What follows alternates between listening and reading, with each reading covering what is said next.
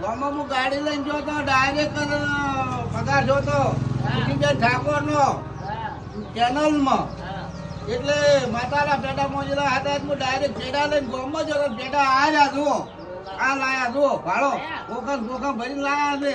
સુધીભાઈ ઠાકોર નો પગાર જોતો ને એટલે માતાએ જો દર્શન કરી જો એક ખોખો પકડો અને બીજું ખોખો જો